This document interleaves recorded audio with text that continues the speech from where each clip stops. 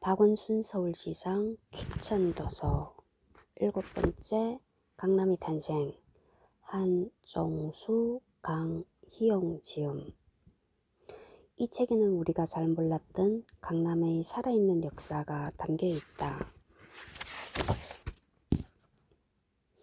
대한민국의 심장도시는 어떻게 태어났는가?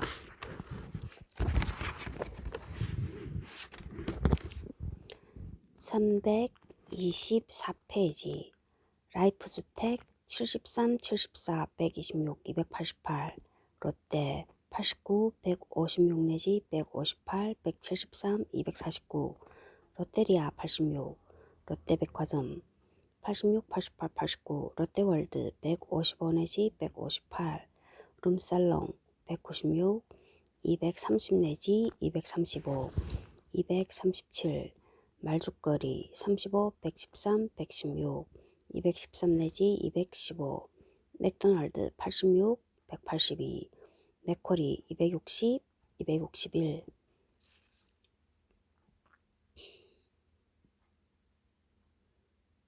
명동 69, 88, 251, 308 명동성당 84 명문학교 59, 91-101, 154 등 목동 12, 96, 131 등 목동토쟁 291 내지 297 몽촌토성 17, 122 무역센터 코엑스 129, 145, 146 등.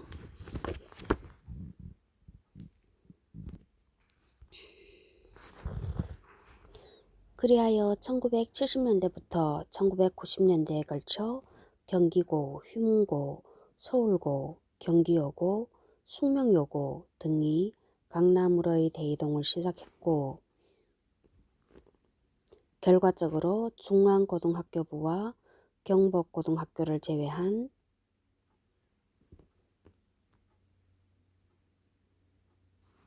대부분의 명문고등학교들이 강남으로 이전했다. 상당수 학교는 자발적으로 강남행을 선택하기도 했다. 숙명여고, 정신여고, 배재고 등은 옛 교사의 협소함과 학생 수의 감소 등으로 새로운 돌파구를 찾아 이전한 경우였다. 그리고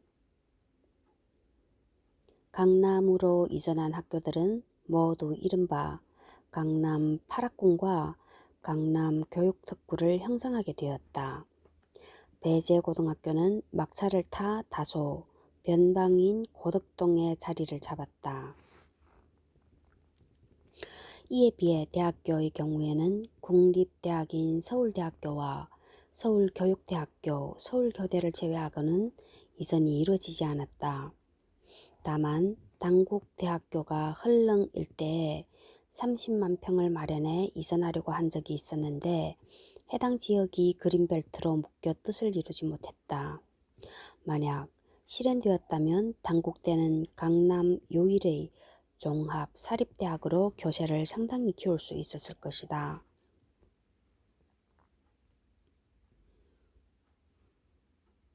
사립대학들의 이전이 지지부진했던 이유는 막강한 동문의 힘 때문이 아니었을까 싶지만 정부의 시선이 더 먼데 있었던 탓 같기도 하다.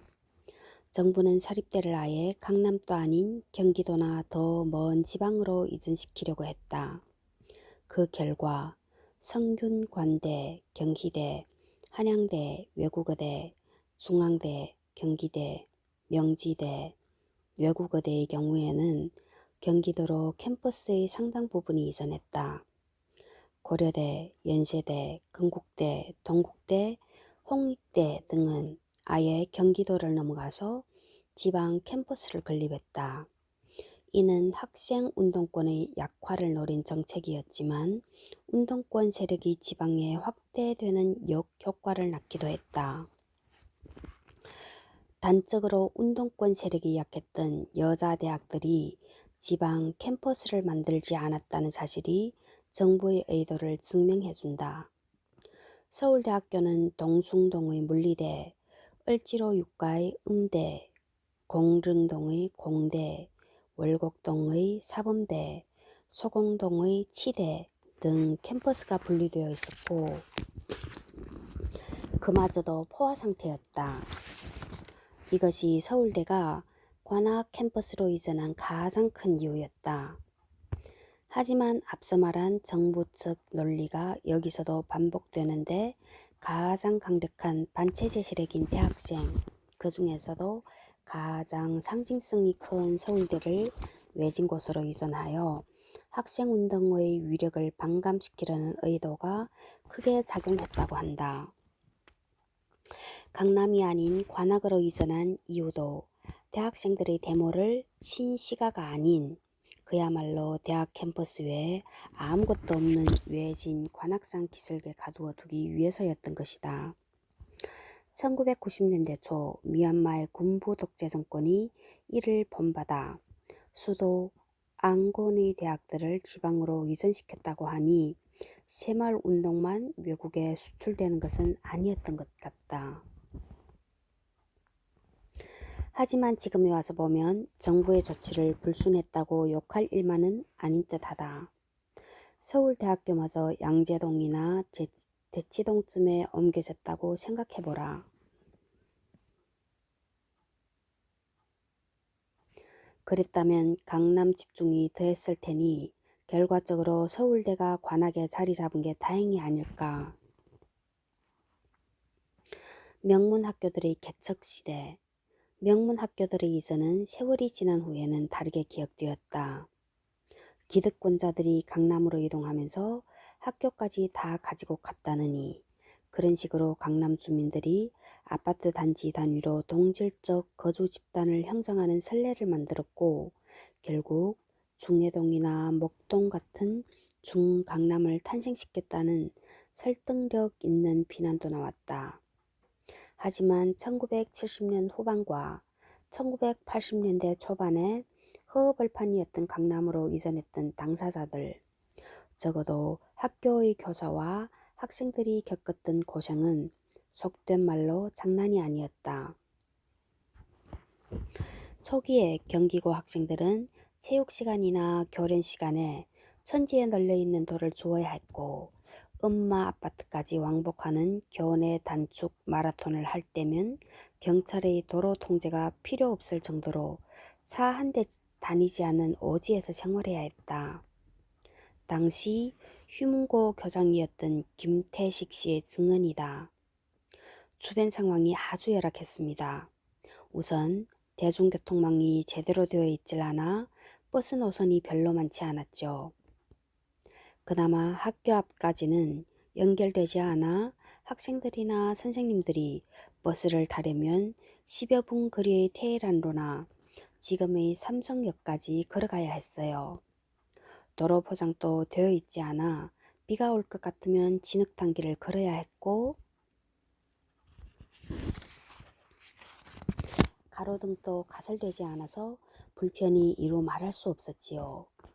또 어려웠던 일은 우리 학교가 허허벌판에 덩그러니 위치해 있고 인근에 음마 아파트를 짓기 위해 건설 인부들이 이용하는 간이식당들이 생겼어요.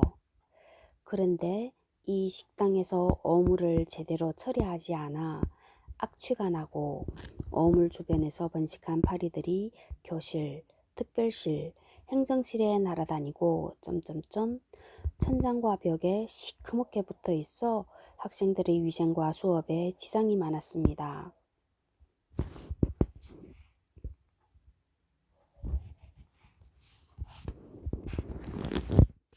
휴문고에서 일하는 교사들은 점심시간에 2년 전에 먼저 와서 자리 잡은 경기고 근처의 식당을 가거나 준비한 도시락으로 끼니를 때웠다고 한다. 서울시에서 경기고와 휴문고를 위해 버스 노선을 많이 배정해 주었지만 이런 불편은 상당히 오래 계속되었다. 사실 1980년대 중반까지만 해도 경기고가 위치한 수도산 언덕에서 보이는 건물은 휴문고와 국기원 그리고 몇몇 빌딩뿐이었다. 98페이지 학원도 특별한 강남. 명문 학교들이 이전하여 파라군이 형성되었지만 이것이 바로 강남의 사교육 특구화로 이루어진 것은 아니었다. 전두환 정권이 과외금지와 재학생의 학원 수강 금지 등 강력한 사교육 억제 정책을 썼기 때문이다. 과외금지는 가장 강력한 반정부 세력인 대학생들의 자금줄을 끊으려는 조치였다고도 하는데, 하지만 일부 부유층은 대학생 몰래 과외를 했으며 이것이 강남 학원 문화의 근원이 되었다. 1989년 사교육 억제 정책이 풀리면서 1990년 초부터 강남의 사교육은 싹을 틔우기 시작했다. 당시 대치동 일대는 압구정동 일대에 비해 개발이 늦었는데 이 개발의 여백을 학원들이 채우기 시작했다. 사실 이때까지만 해도 사교육은 주로 전국의 재수생이 대상이었고 서울 도심이나 노량진 유명 학원의 대중강의가 주류였다. 하지만 대치동의 학원들은 달랐다. 이들은 소수를 대상으로 규모가 작지만 예실 있는 강의로 특정 과목을 집중 관리해주고 비교적 고가의 수강료를 받았다. 차차 입소문이 나면서 대치동이 노량진에 비해 강의 수준이 높고 또 강사들의 보수가 좋다는 평판이 널리 퍼졌다. 그리고 2000년대 초반 인터넷 강의가 본격적으로 보급되면서 대치동 학원가의 위상은 더욱 올라가게 된다. 대치동제 인터넷 강의는 곧 전국화되었지만 이것만이 대한민국 사교육의 성지 대치동을 만든 요인은 아니었다.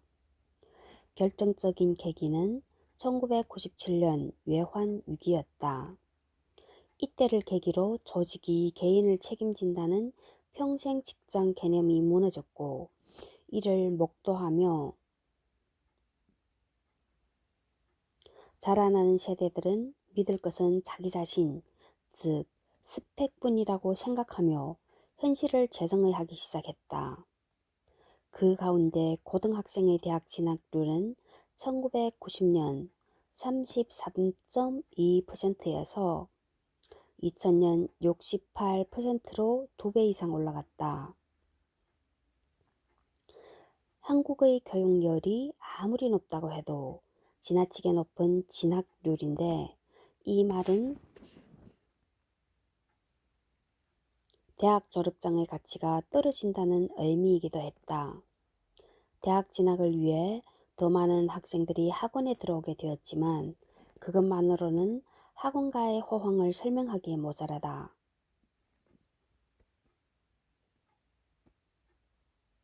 더 좋은 대학, 즉 명문대 진학의 가능성을 학생들이 손에 쥐어줄 수 있어야 했다. 이 지점에서 대치동의 학원들은 현실적인 목표, 즉 명문대 진학이라는 목표에 이르는 해결책을 제시해 주었고 그럭저럭 학생들의 성적을 잘 관리해서 성과를 냈다.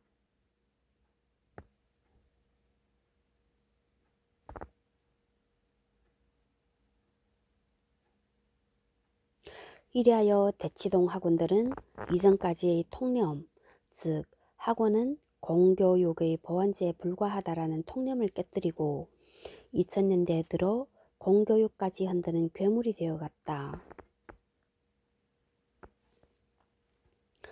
대치동 학원들이 강세를 보이게 된 또 다른 이유는 수능의 등장이다. 1993년 이전의 학력고사는 암기 위주의 시험이었기에 공교육의 야간 자율 학습 야자가 효과를 거둘 수 있었다. 하지만 수능은 야자로 대응하기에는 한계가 있는 시험이었다. 특히 2001년에 수능이 어렵게 출제되면서 학생들의 평균 성적이 크게 하락하는 수능 파동이 일어났는데 그 가운데 서울대 정시 모집 합격자 1103명 중 강남구가 239명, 서초구가 152명, 송파구가 89명으로 기초자치단체 순위 1 내지 3위를 휩쓸어버리는 결코 우연으로 치부할 수 없는 결과가 나왔다.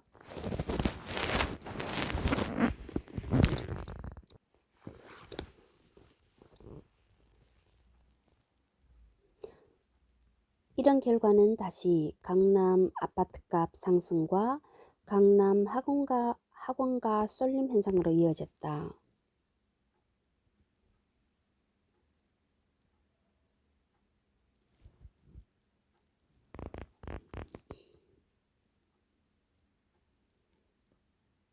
거기에다 수능 도입 이후 계속 바뀐 입시 제도 덕에 맞춤형 사교육을 제공하는 대치동 학원들은 더욱 성장했다.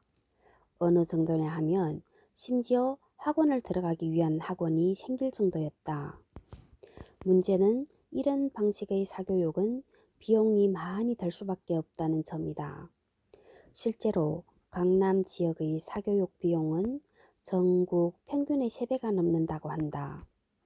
이런 이유로 대치동 학원들은 선망과 동시에 승호의 눈초리를 견뎌야 하는 신세가 되었다.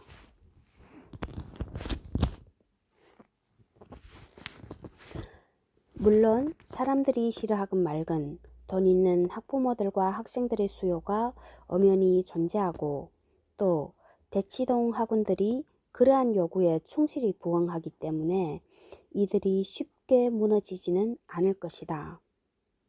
최근 들어서 수능이 쉬워지면서 대치동 학원에 대한 수요도 많이 줄었다고 하는데 반가운 소식이긴 하지만 좀 더 지켜봐야 할 일이다.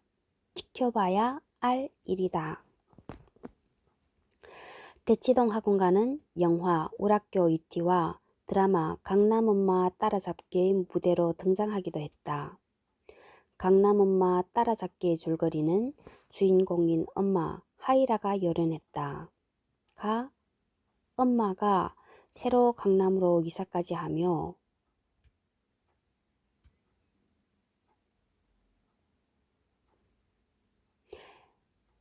아들을 특목고에 입학시키기 위해 뛰어다닌다는 내용이었다. 이때 나온 재밌는 비평 중 하나는 이 드라마가 현실감이 떨어진다는 것이었는데 강남권 학부모들은 이미 특목고가 아니라 국제중에 입학시키기 위해 뛰어다니는 시대라나 뭐라나 어쨌든 학원 때문에 집값이 들썩이는 신화 또한 강남에서 시작된 것이었다.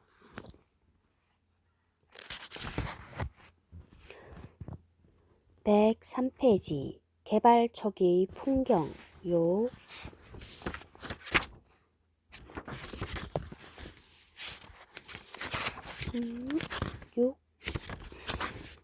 어디야?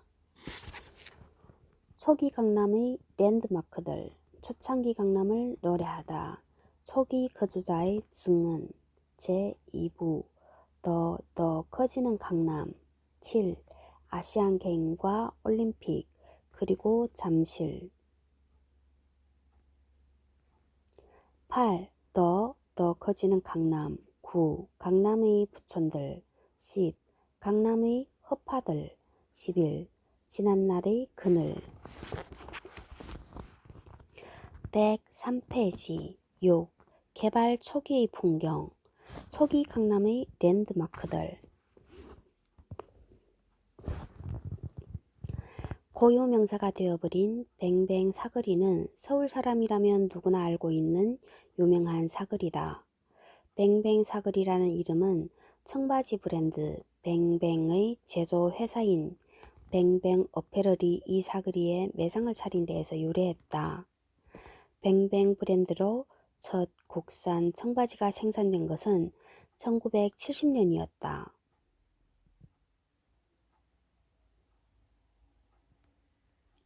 면바지에 파란 물감을 들인 탓에 빨기만 하면 줄어드는 가짜 청바지와 미군 부대를 통해 흘러나온 밀수 청바지가 판을 치던 시절이었다.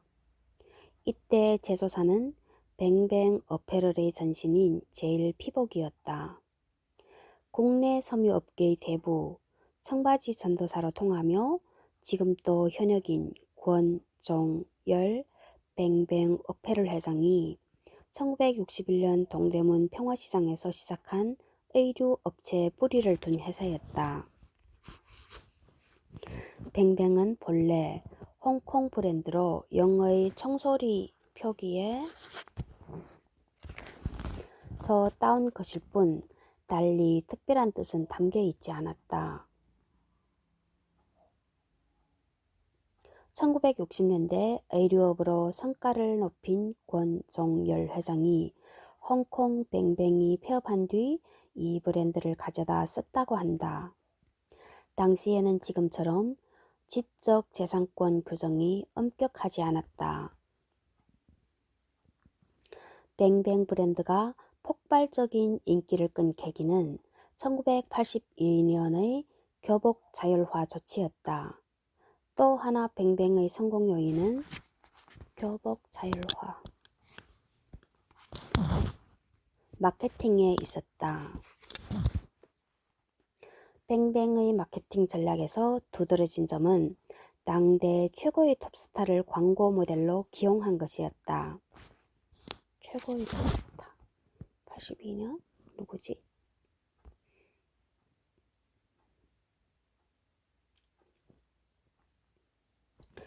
처음 TV 광고를 시작한 1983년 당시 모델은 당대 최고의 스타 전영록이었다.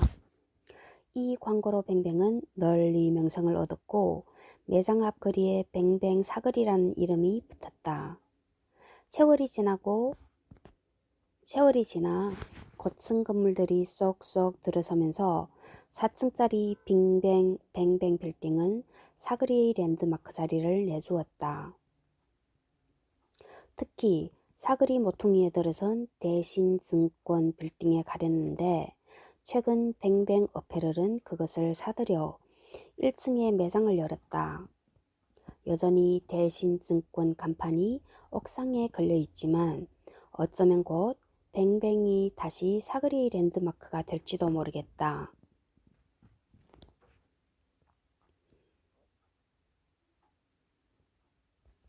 뱅뱅 매장의 대각선 맞은편에는 논노 빌딩이 있다.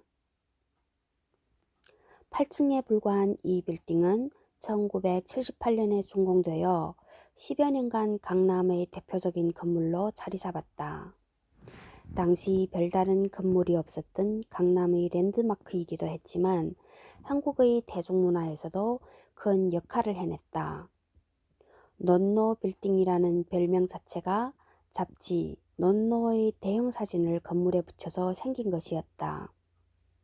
하지만 세월이 지나면서 이 건물은 외관은 물론 내부도 시대에 뒤처졌고 건물주가 부도를 내면서 관리도 제대로 되지 않아 꽤 오랜 기간 도심의 흉물로 남아 있었다. 그림 12. 뱅뱅 사거리의 랜드마크 논노 빌딩과 이제는 뱅뱅 어페럴의 소유가 된 옛 대신증권 빌딩. 참고로 대신증권 빌딩 왼편의 4층 건물이 뱅뱅 빌딩이다.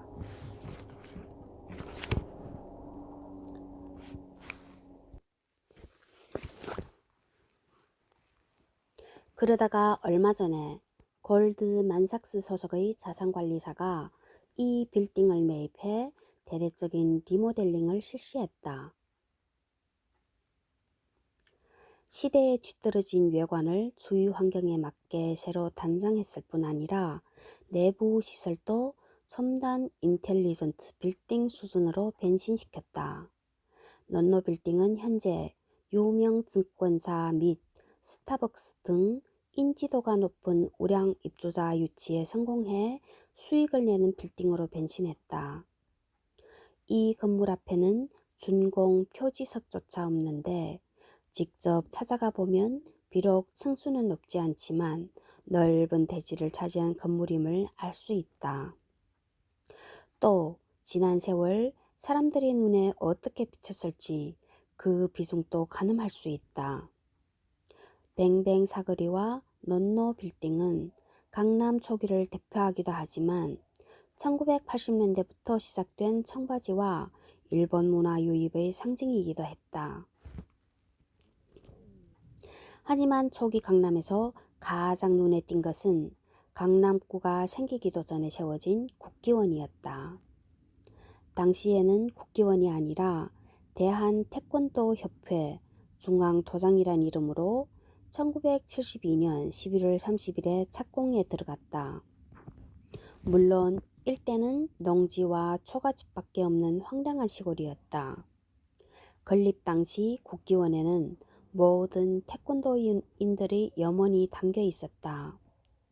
국기원이 없던 시절에 태권도인들은 태권도 경기를 개최하려고 해도 변변한 장소 하나 찾기 힘들었다. 대부분 학교 체육관에서 눈칫밥을 먹으며 대회를 진행해야 했다. 이런 상황에서 태권도 전용 수련장과 경기장이 생겼으니 태권도인들에게는 벅찬 감동으로 다가올 수밖에 없었다. 국기원 건립의 1등 공신은 김운용 전 IOC 위원이다. 김운용 전 위원은 1971년 1월 대한태권도협회 7대 회장에 취임해 곧바로 첫 공약 사업이었던 대한태권도협회 중앙도장 건립에 착수했다. 그리하여 1971년 11월 19일 기공식 이후 376일 만에 국기원이 완공됐다. 건립에 투입된 총 공사비는 2억 원으로 당시에는 보기 드문 대규모 공사였다. 개관식 행사에는 김운용을 비롯하여 당시 김종필 국무총리, 양택식 서울시장, 김택수 대한체육회 회장 등이 참석했다. 1973년 2월 6일 중앙도장이라는 명칭이 태권도의 본부라는 상징성과 맞지 않다고 하여 명칭이 국기원으로 바뀌었다.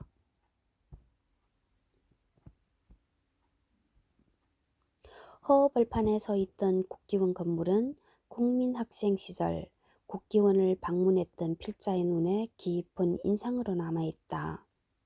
건립 당시 국기원은 최고의 건축물이었다. 국기원 설계를 담당했던 서울대학교 건축학과 이광로 교수는 한국 태권도의 위세를 과시하는 상징적인 모습을 건축에 담고자 한국 고유의 얼이 담긴 청기화를 지붕에 덮고 태권도 8궤형에 부합하는 8개의 둥근 기둥을 건물 전면에 배치하는 등 우리 전통무예 도장의 면모를 갖추는 데 주력했다고 회고한다. 그러나 격세지감이라고 했던가. 국기원 건립 당시 논밭이었던 주변은 최첨단 건물들이 들어선 서울 강남 중에서도 심장부가 됐다. 당당했던 국기원 건물은 고층 건물에 가려져 버렸고 강남역 근처에서 일하는 사람들조차 대부분 그 존재를 모르고 있다. 심지어 국기원은 서울 강남에 가장 어울리지 않는 건물이라는 평가까지 받는 신세가 되었다. 강남 초기에 세워진 시설 중 국기원과는 비교할 수 없을 정도로 중요한 시설이 삼성동에 자리 잡는다. 바로 코엑스다. 코엑스를 만든 인물은 훗날 최규하 대통령이 물러났을 때 잠시나마 그리고 형식적으로 대통령 권한대행을 맡았던 박충훈이었다. 그는 공군소장 출신으로 경제부 총리까지 하면서 박정희 정권의 수출 드라이브에 상당한 역할을 했다.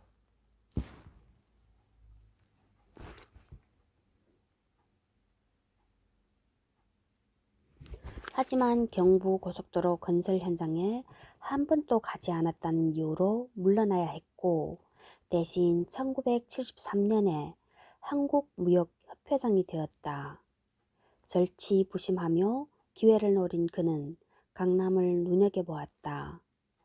영동대교를 건너 강남 땅을 살피던 그의 눈에 봉은사 건너편터가 들어왔다. 박충호는 바로 박정희를 찾아가 수출품 전시장을 그곳에 만들겠다는 제안을 했다. 그리하여 김원을 비롯한 김숙은 사단이 설계를 맡아 1979년 5월에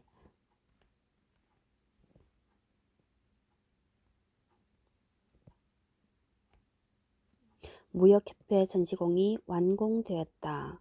하지만 이 전시장은 8년 만에 철거되고 마는데 코엑스 이야기는 뒤에 다시 다룰 예정이니 우선 이 정도에서 줄여야겠다. 그래? 8년 만에 철거된다고?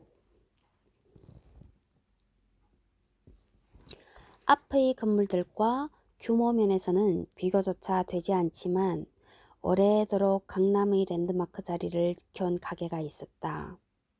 바로 최근에 사라진 뉴욕 제과이다. 1975년 황당했던 강남에 문을 연 이 제과점은 강남으로 이전한 학교 학생들이 즐겨 찾던 아지트 같은 추억의 장소였다. 약속 장소로도 인기가 높았지만 상가 임대료가 급등하여 제과점 운영보다 임대 수익이 더 높아지자 건물주 역시 현실에 순응할 수밖에 없게 되었다. 2013년 5월 뉴욕 제과는 문을 닫았고 다음 해 5월 평당 5억 원의 빌딩이 매각되었다. 자본의 힘이 얼마나 강한지 실감나는 장면이다.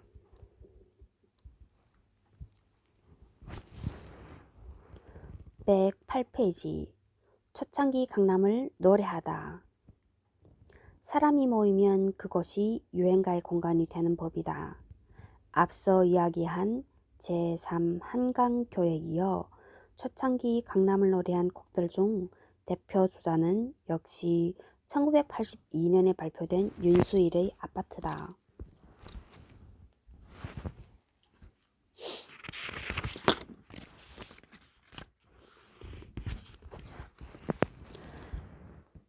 별빛이 흐르는 다리를 건너 바람 부는 갈대숲을 지나 언제나 나를 기다리던 너의 아파트. 그리운 마음에 전화를 하면 아름다운 너의 목소리. 언제나 내게 속삭이던 너의 목소리. 흘러가는 강물처럼 흘러가는 구름처럼 머물지 못해 떠나가 버린 너를 못 잊어 오늘도 바보처럼 미련 때문에 다시 또 찾아왔지만 아무도 없는 쓸쓸한 너의 아파트. 1분이 또 안 갔네. 윤수일은 서구적인 외모를 지닌 혼혈 가수로 그 자신이 1970년대 지어진 회현 제2 시민 아파트의 입주자이기도 했다. 당시 KBS가 남산에 있었고 많은 연예인과 방송인들이 그 주위에 살았다. 아파트 문화를 먼저 체험한 선구자였던 것이다. 그래서일까? 전번에 건가? 그는 이 노래로 스타덤에 올랐다. 갈대숲이라는 표현은 지금 같으면 절대 나올 수 없지만 어쨌든 이 곡은 개발 초창기의 강남, 즉 1980년대 한강 건너에 있는 아파트촌 풍경을 잘 보여준다. 별빛이 흐르는 다리를 건너 바람 부는 갈대숲을 지나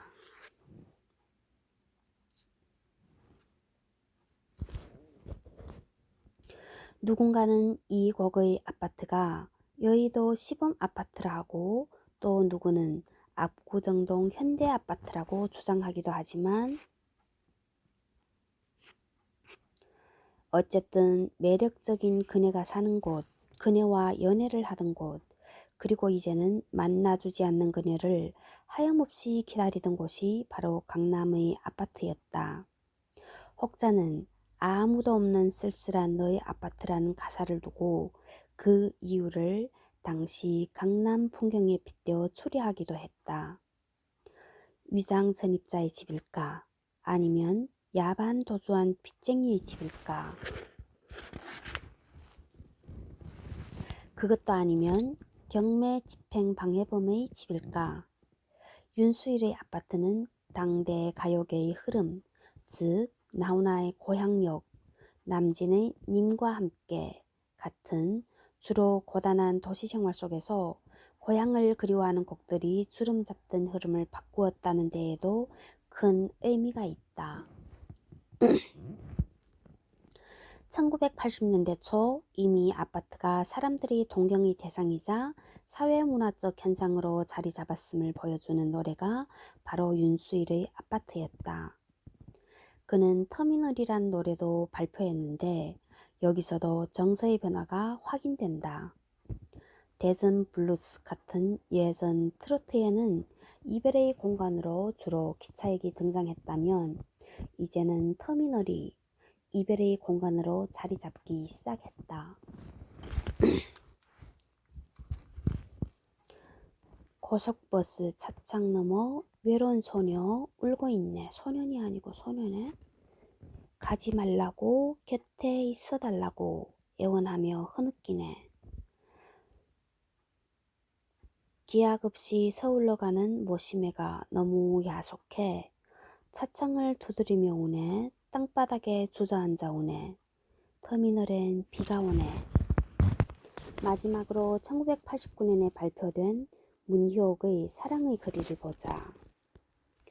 여기는 남서울, 영동, 사랑의 거리. 사계절 모두 봄봄봄 웃음꽃이 피니까.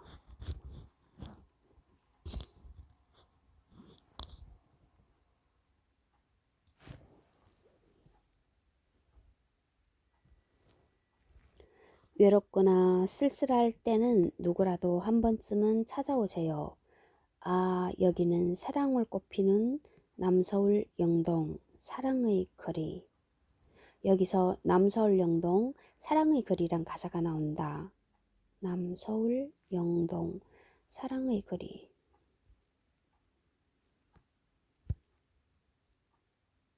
지금의 강남을 남서울이라고 부르는 이는 없을 것이다. 그러니 남서울이란 노랫말 자체가 초창기 강남을 묘사했다는 좋은 증거이리라. 주현미와 문희옥이 앞장선 신트로트가 과거의 청성을 벗고 강남의 유흥 문화를 배경으로 쏟아져 나오게 되는데 이 이야기는 룸살롱으로 대표되는 강남의 향락 문화를 다루면서 다시 얘기하려고 한다. 초기 거주자의 증은 막 개발되기 시작한 강남의 그때 그 모습을 가장 잘 기억하고 있는 이들은 누가 뭐래도 그때 그곳에서 살았던 사람들이다. 오늘날과 완전히 달랐던 그 풍경, 그때의 강남은 과연 어떤 곳이었는지 그리고 어떻게 살았는지를 그들의 목소리로 직접 들어보자. 나는 어렸을 때 강남에 살았다. 경기 고등학교 사거리 일대는 나의 동네였다. 지금은 별천지가 되었지만 내가 초등학생이던 80년대만 해도 강남은 자연의 냄새가 나던 곳이었다. 어린 시절을 강북의 도심에서 보냈던 친구들과 이야기를 해보면 내가 훨씬 많은 자연의 혜택을 받았다는 걸 알 수 있었다. 지금은 전국에서 가장 비싼 아파트가 되어 있는 삼성동 아이파이크터는 내가 개구리와 물방개를 잡고 놀던 곳, 그 뒤로는 골프 연습장이 되었다고도 한다. 버려진 녹지가 많았던 아파트 단지는 메뚜기와 달팽이 천지였다.